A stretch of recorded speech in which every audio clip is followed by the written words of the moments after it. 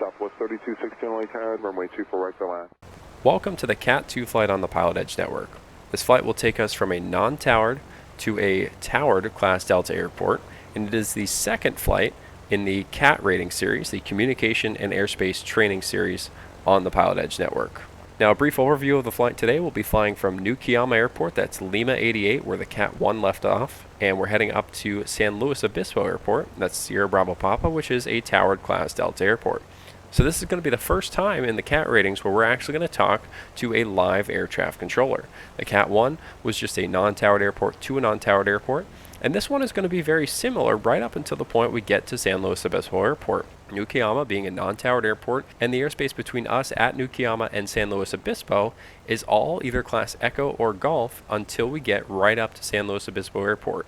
The Class Delta airspace is about a 4 to 5 mile radius around the San Luis Obispo Airport, and we need to make sure that we have established two-way radio communications with San Luis Tower before we penetrate that airspace. And we'll talk about that a little bit more as we get up to cruise today. Speaking of cruise today, we'll be cruising at 6,500 feet.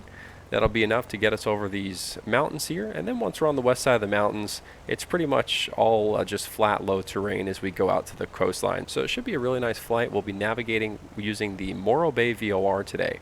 Now, you're welcome to navigate via any means necessary. However, I'm choosing to navigate via the Morro Bay VOR today just out of my preference. You're welcome to plug it in direct with your GPS.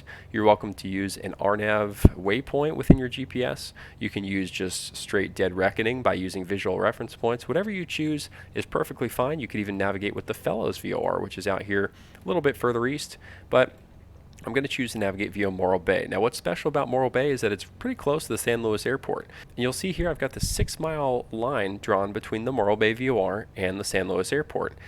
That's going to be important because when we look at our DME from Morro Bay, we need to subtract 6 miles from that to know how far we are from the actual San Luis Airport. Now, if you're unfamiliar with VOR navigation, that's perfectly fine. The CAT-2 rating isn't here to teach you about VOR navigation. But if you'd like to learn more, now might be a good time to start diving into VORs and figuring out how they all work. If not, using GPS Direct or just navigating via railroad tracks, freeways, you name it, is perfectly fine. But like I said, Morro Bay today for me, so 112.4 is the frequency. So we're going to head back in the cockpit and get that ready. It is set. Now, I don't expect the needle to start swinging quite yet because we're still on the ground about 50 miles away. However, as we get airborne, we'll look for that needle to come alive and we'll follow it all the way into the San Luis Obispo Airport area. Continuing with our cockpit setup, you can hear we've already got our engines running, but we need to start getting our frequencies ready. So we go over here to New Kiama, and we need 122.9. That's the Unicom/CTAF frequency. So we're going to set that up here. All right, that's set on our active, 122.9. That way we can start getting an idea for any other traffic that might be operating around New Kiama. So back into the sectional, there's some other important information that we need to know here. Aside from the airport name and the identifier, 2203, that stands for 2,203 feet, and that is the field elevation of New Kiama Airport. Now, let me tell you why that's important for a departure. Specifically at New Kiama, there's no ASOS or AWOS. There's no way to get the current weather information here. And in fact, there's not even any weather stations within maybe a 20 or 30 mile radius. So we need to get a local altimeter somehow. And the way we can do that without an actual AWOS or ASOS is by taking the field elevation, 2,203, and we'll hop back in the cockpit here. And we're going to go to our altimeter, and we want to make this say 2,203, or at least as close as we can. So we'll wind this down, and that's about as well as we can do. So 2978, 2978 for the altimeter, and that's going to be good enough for us. That's basically the field elevation, so we'll call that good. Now back to the sectional we go, and we look at the 39 here. That's the runway distance. That's the longest runway, which happens to be the only runway here at New Kiama, 3,900 feet, so we're good there. And finally, the RP10, that stands for right pattern or right traffic runway 10. That is the calm wind runway at New Kiama Airport. Now, as we get back in the cockpit, one thing it's really hard to tell in the sim, especially without an ASOS or an AWOS, is what is the wind? Well, I'm looking around for a windsock. I don't really see one yet, but I know there is one out at the runway. So as we get out to the runway, we're actually going to figure out what our direction of departure is, and the runway we're going to use, either 10 or 28, as we get out to the runway. We'll take a glance at that windsock and we'll figure out which way we need to depart. We always want to depart into the wind.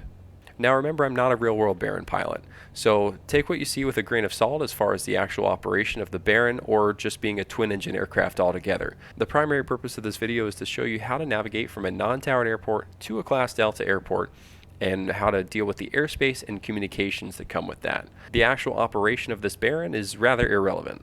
We'll do one more final check down here. I know we got to set our transponder to the altitude position. Now I'm flying Microsoft Flight Simulator 2020, and any of the Microsoft or Lockheed Martin prepared products, the transponder setting does not communicate with the PilotEdge client. So you need to make sure you hit that Mode C button on the PilotEdge client if you haven't done so already. That's a good thing whenever you connect to the network. Just make sure that Mode C button has been selected.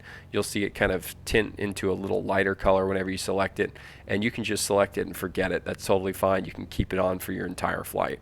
Make sure your transponder is set to 1200, and we are good down here. Again, if you want to set your GPS, you're perfectly fine. I'm not going to touch it for today's flight because we've got the VOR. Okay, so I think we are ready to go. We're clear to the right and clear left. We're going to have to make a 180 here out of the ramp to get over to the runway. And as we do that, we'll make our radio call on CTAF on the Unicom here, 122.9. And we'll release the parking brakes and get going. Nukiyama traffic, Baron 210 Pop Echo, taxiing to runway 10 from the transient parking. Nukiyama. Now on the CAT-02 textual briefing page, there is a script that you can reference for your radio calls as you get close to the San Luis airport. We'll talk a little bit about that en route, but it's always important to remember whenever you encounter the scripts throughout the ratings that everything on the PilotEdge network is dynamic, so you can't read it verbatim. The script is just supposed to be a reference point, as is this video. Remember that everything could change as far as the runway direction or the traffic pattern entry that you're given, traffic to follow, things like that. So it's good to have a good reference with the script in this video, but just always remember that everything is dynamic. It could change. So we've gotten to runway 10 here. We're going to set the parking brakes for just a minute as we get our bearings and look for traffic. Now we talked a little bit earlier about departing, which runway we're going to depart on. That's the windsock I was going to look for, and I'd say that is wind calm right there. So we are going to use runway 10, which is the preferred departure runway that we talked about earlier, preferred runway in general actually here at Nukiyama. We are going to take a look around for traffic. I haven't heard anyone on the Unicom frequency. However, remember from the CAT-1 you learned that you don't have to make the radio call. It's just strongly encouraged to do so. So someone could be on final without even calling, but I don't see anyone out there. It's a little bit hard with the glare. I don't see anyone that way either, so I think we are ready for takeoff. So we're going to release the brakes, make our call, and get on our way. Nukiyama traffic, Baron 210 Pop Echo, departing runway 10, right turn out to the west, Nukiyama. All right, lights up, and here we go. Now, as we depart, we're going to make a right 45-degree turn, and that is just to exit the traffic pattern. We'll fly that 45-degree heading to the right until we clear the traffic pattern altitude, which is roughly 1,000 feet above the field elevation, so it's going to put us at 3,200 feet. Then we can turn on course.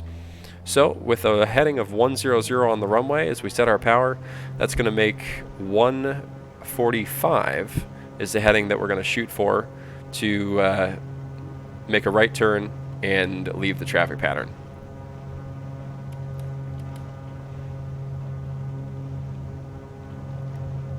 70 knots, 80, rotate,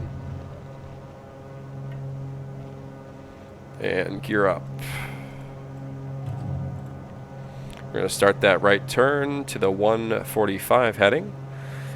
And since we've got the power of the Baron, it's not going to take us long to get up above traffic pattern altitude. In fact, we might be there before we even roll out on this heading. Nukiyama traffic, Baron 210 Pop Echo is clear of runway 10, making a right turn out to the southwest, Nukiyama. Alright, we overshot the heading a little bit, but we're through traffic pattern altitude now, so we can make a right turn on course. Nukiyama traffic, Baron 210 Pop Echo is leaving the area, departing to the northwest. New final call, Nukiyama. So I'd just like to make that final call just in case anyone else is going to try and raise us, whether for a ride report on departure or maybe just asking what our location is. They know that we're getting very close to changing frequencies, and if they want to get a hold of us, now's their final chance. So we're going to turn directly into the sun here as we climb up to 6,500 feet. And as you can see down here, our VOR is now active. You see the green needle. So we are going to turn this to track the VOR inbound. And again, this is VOR navigation, not the purpose of the CAT-02 rating, but if you're familiar, you can use it. And if not, you can just use your GPS or something you are comfortable with. Always scanning for traffic, keeping a good scan out there, making sure that we're not going to hit anything. And now we are going to monitor guard frequency. That's 121.5. We discussed that in the CAT-1 video. And that's just because we have nothing else to monitor at the moment. We're not talking to any air traffic controller. And we are not in controlled airspace at the moment. So 121.5 is going to be the frequency to monitor just in case anything were to happen. Alright, as we approach 6,500, we're going to level off here. And I'm actually going to engage the autopilot. This will just allow us to discuss a few things about the rating and talk a little bit about what it's going to be like as we approach the San Luis airport. Okay, the autopilot's engaged now, and I also brought up our DME. So we're 50 miles away from the Morro Bay VOR, which remember is 6 miles west of the San Luis Obispo airport. So we're actually 45 miles or 44 miles away from the San Luis Obispo airport. So we'll keep an eye on that as we keep tracking westbound here. And let's talk a little bit about what's going to happen as we approach the airport. So let's bring up the sectional again. We're going to look at some of the first steps that you're going to take when you approach a controlled airspace for a tower, class Delta, Bravo, Charlie. You're going to need to get the ATIS. And the ATIS stands for Automated Terminal Information Service. And what it is a recorded broadcast. And you'll find this at nearly every single controlled airport. There are only a handful of airports that don't have an ATIS associated with them that have a control tower. So San Luis Obispo, though, does have an ATIS. You can see the frequency here, 120.6. Another place you can go to find the frequency, if we pull up the airport diagram, you'll find all the frequencies you need in one of the upper corners. So 120.6 is the ATIS, and we'll come back to that airport diagram in just a few minutes. We'll put that down there for now. So back into the cockpit we go, and we are going to tune up the ATIS on 120.6, and let's have a listen. San Luis County Regional Airport, ATIS information echo, 2056 Zulu, wind 240 at 3, visibility 10. Smoke. Sky condition, clear. Temperature 21.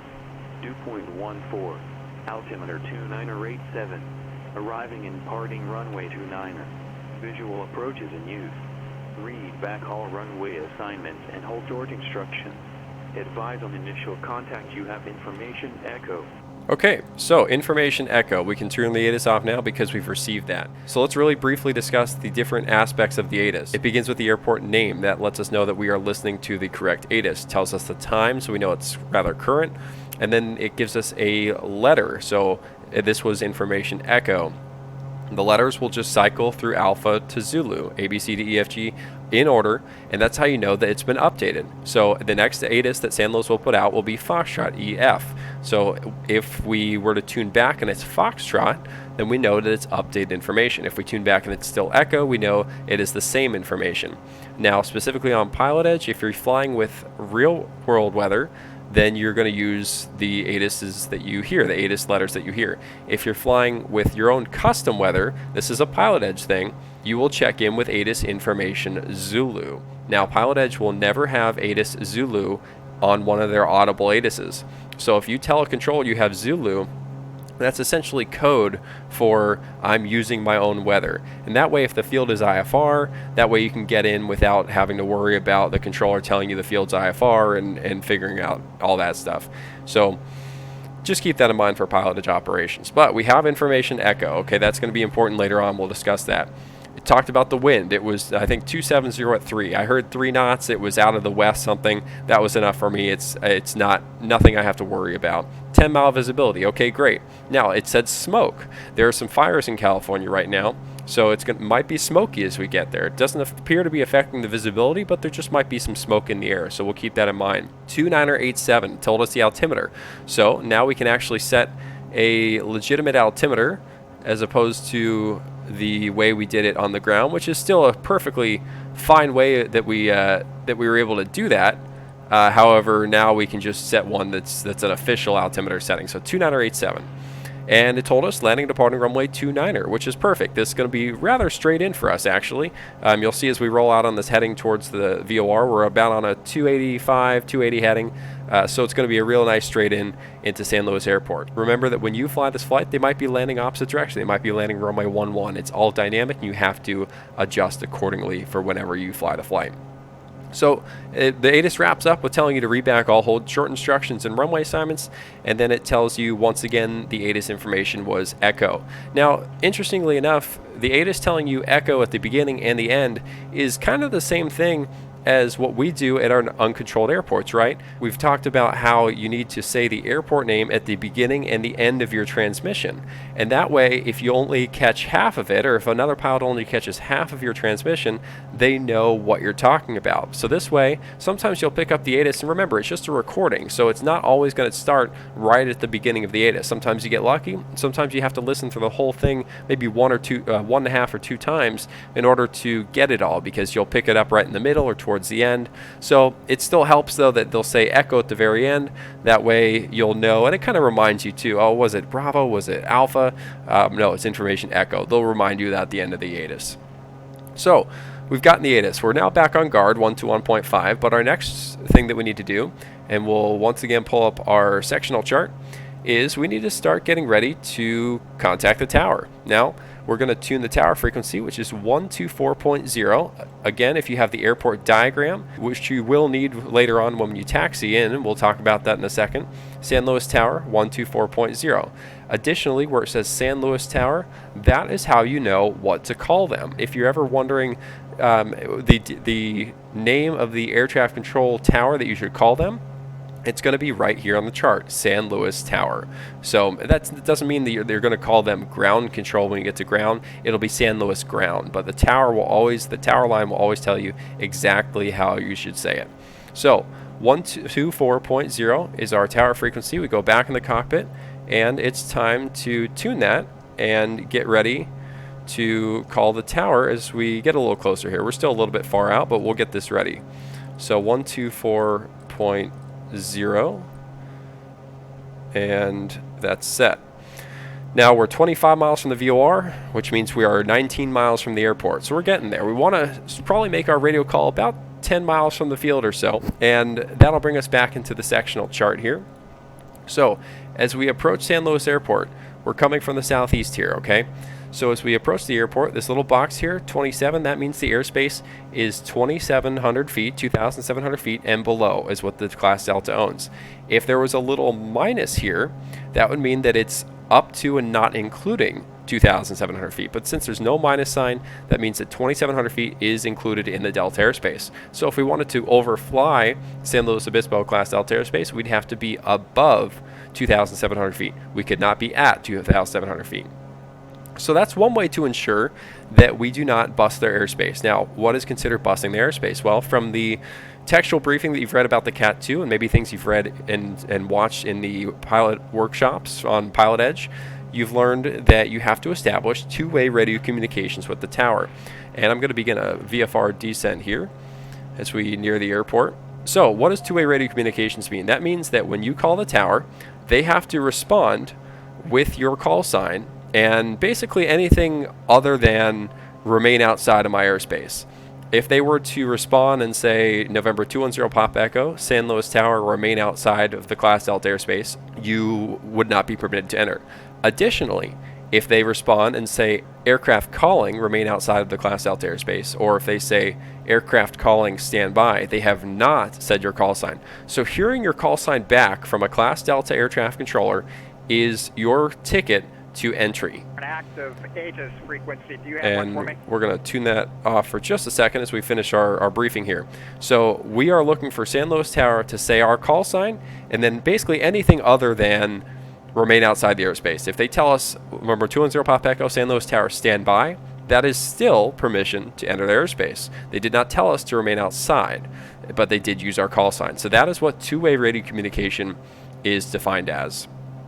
Most likely we're going to get something along the lines of 210 Pop Echo, San Luis Tower, make straight in or enter right base, something like that, runway 29er, because 29er we've already deemed is the active because we listened to the ATIS.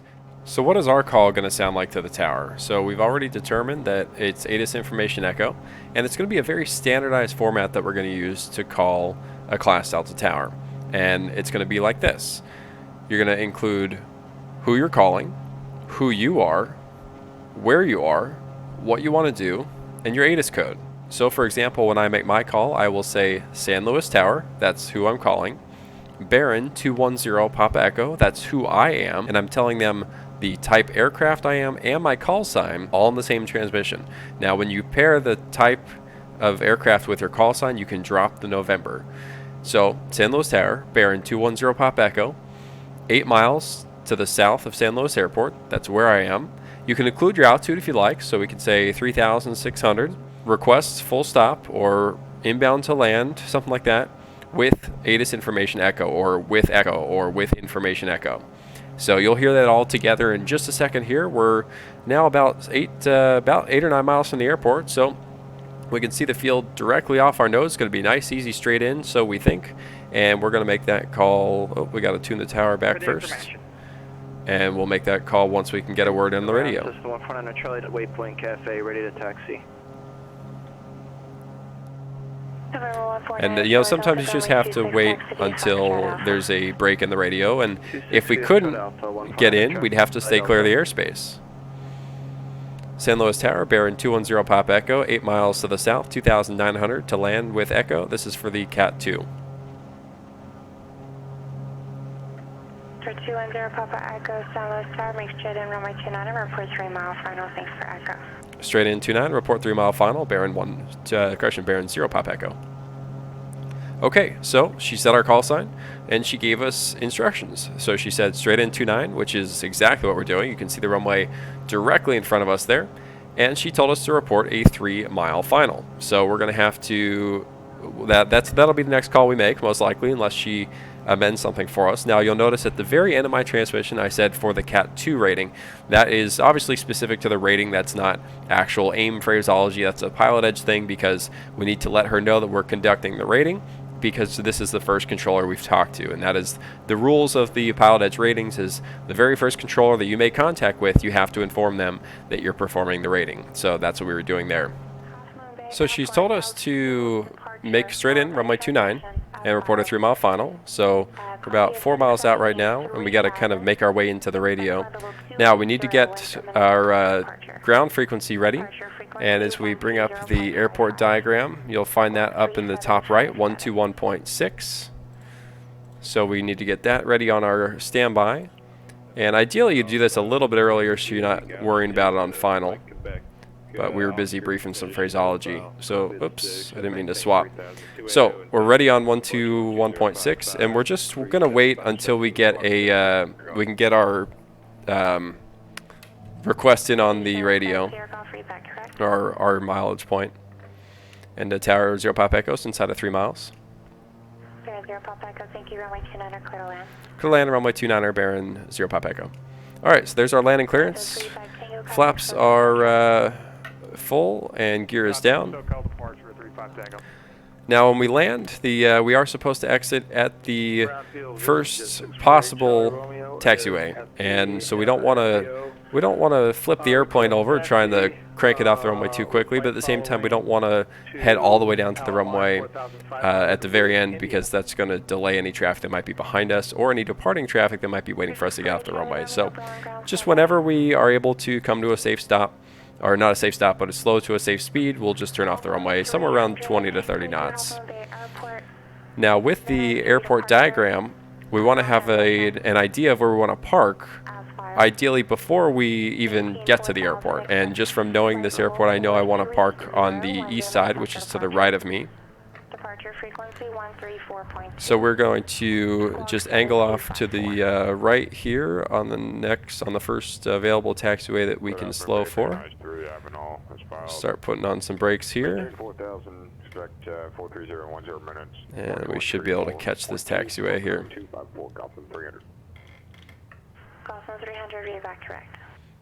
Alright, now when we exit the runway, we need to clear these hold bars completely. So that means our tail cannot be hanging out over those hold bars at all. So we're clear of the runway, we can put our flaps up. Now we're not permitted to taxi any further than this. We need to clear the runway and stop unless we have further instructions. Taxi to parking via Alpha, have a wonderful day. Taxi via Alpha to parking, 0 Pop Echo, thank you.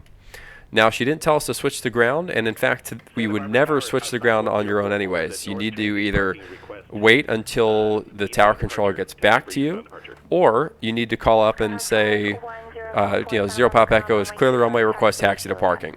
That might happen if the controller is very busy and they don't have time to get to you, but she gave us taxi via Alpha to parking, and we can pull up our diagram real quick, and you can see that we are taxiing on Alpha here, and we're going to head over to these east hangars on the southeastern side of the field. So we're taxiing right here, right now. We're just going to go down Alpha.